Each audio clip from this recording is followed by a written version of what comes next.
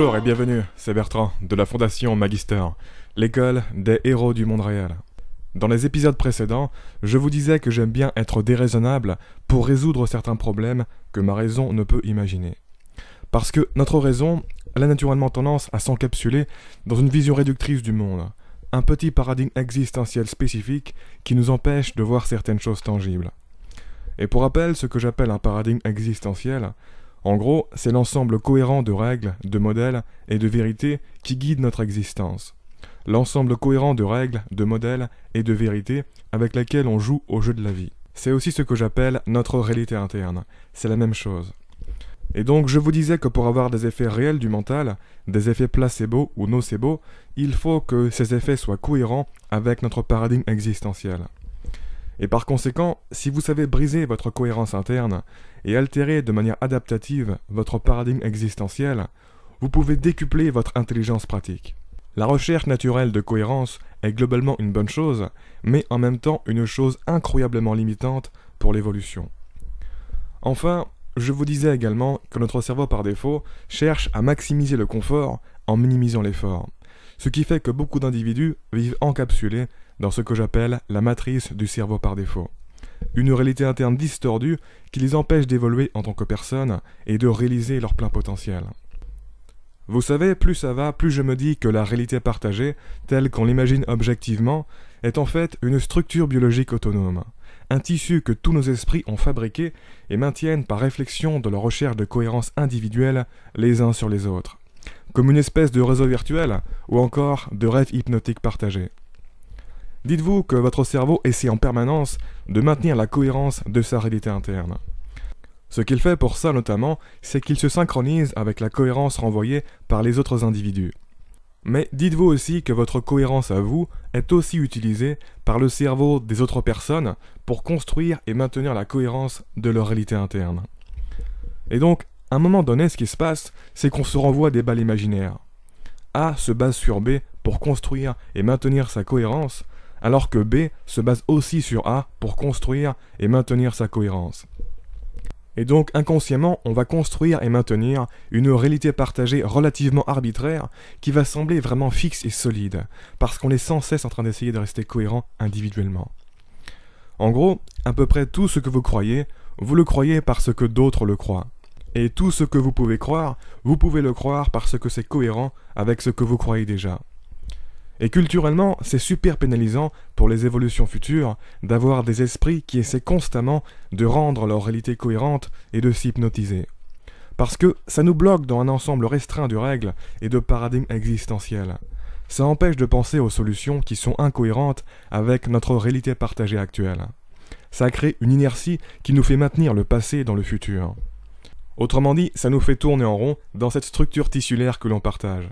Et c'est d'ailleurs pour ça que beaucoup d'innovations sont soit découvertes par hasard, sans y penser intentionnellement, soit découvertes par des personnes isolées des autres, qui sont à elles toutes seules leur propre réalité désynchronisée du reste, et qui ont construit leur culture personnelle en partant de zéro. Et donc qui n'ont pas été autant hypnotisées et contaminées par les vérités, les modèles et les règles des autres. Des personnes qui vivent dans leur propre paradigme existentiel.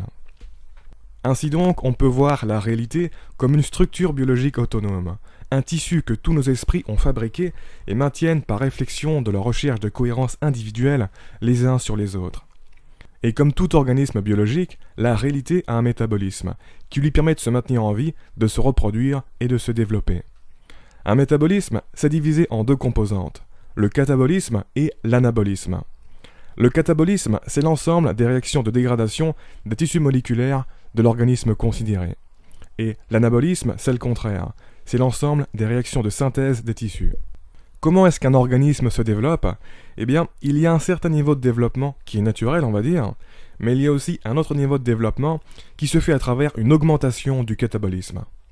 Par exemple, ce qui se passe quand on fait de l'exercice physique, c'est qu'on va déchirer des fibres, des tissus musculaires, qui vont ensuite se régénérer et se reconstruire plus fort pendant le repos.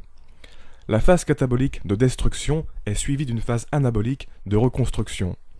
Et amplifier ces phases, c'est le principe fondamental derrière la musculation et le développement des muscles à un niveau bien développé.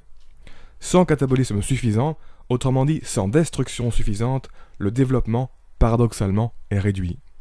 Et cela vaut aussi pour la santé, qui, de manière générale, est réduite et se dégrade quand le catabolisme est trop faible. La stimulation catabolique est nécessaire au maintien du développement de la vie.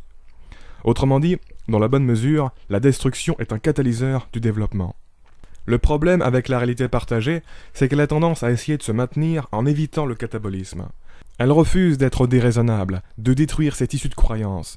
Elle s'enferme dans sa propre capsule de raison. Au bout d'un moment, sur cette chaîne, il y en a beaucoup qui vont sûrement se demander d'où est-ce que je sors toutes ces idées. Je vous reparlerai très en détail de mes processus de travail, mais l'un des principes est très simple. Toutes mes phases de développement d'idées sont précédées par des phases de destruction d'idées. Je reproduis exactement le principe de développement de tout organisme vivant. Il n'y a pas de développement substantiel sans catabolisme. On ne peut pas créer de nouvelles idées en tournant en rond dans nos idées actuelles. Il faut faire évoluer notre paradigme dans son ensemble. Donc, quand je réfléchis, j'incarne à la fois mon paradigme de pensée actuel et la compétition. La compétition, c'est ceux qui cherchent à détruire vos idées pour avancer quelque chose de mieux sur le marché. Donc autant être sa propre compétition, prendre du recul et essayer nous-mêmes de voir toutes les failles de nos idées. Pourquoi les personnes âgées ont tendance à être plus sages que les jeunes ? Parce que, qu'on le veuille ou non, avec le temps qui passe, on finit toujours par détruire ses croyances et ses sentiments pour les faire évoluer. Donc, techniquement, si vous créez de vous-même la destruction de vos croyances, si vous catabolisez votre ego, vous gagnez du temps sur votre vie. Parce que la sagesse de l'âge, ce n'est pas automatique et garanti. On ne devient pas automatiquement plus mature avec l'âge. C'est juste une tendance moyenne. C'est pour ça que j'aime bien croiser des personnes jeunes qui sont déjà incroyablement matures et développées, ou des personnes âgées qui, à l'inverse, sont immatures et se traînent encore plein de problèmes d'ego qu'ils n'ont toujours pas résolus. Notamment, j'aime bien croiser des personnes plus jeunes que moi qui ont déjà résolu des problèmes d'ego que moi je traîne encore, ou des personnes bien plus âgées que moi qui les traînent toujours. Ça met en évidence que l'âge n'est pas essentiel, et que le temps seul ne va pas automatiquement me faire évoluer si je me prends pas en main. Par exemple, quand je vois une personne relativement assez âgée qui ne sait pas gérer ses émotions et son stress, et se laisse complètement prendre là-dedans, j'observe attentivement et j'en prends bien note dans ma tête. Et ça me rappelle que la maturation, c'est pas juste une question d'âge, mais une question de conscience, de responsabilité et d'intention. Ça me rend responsable de certaines choses que je laisserais couler inconsciemment sans ça. Ça détruit cette idée qu'il faut juste attendre et que la maturation va arriver. Sur ce, on continue de parler de tout ça dans le prochain épisode. En attendant, je vous invite à vous abonner si ce n'est pas déjà fait, à partager cette vidéo et laisser un pouce bleu si vous l'avez apprécié. Ça m'aide pour le référencement. Quoi qu'il en soit, je vous remercie de m'avoir écouté jusqu'au bout et je vous dis à très bientôt pour la prochaine vidéo. Ciao.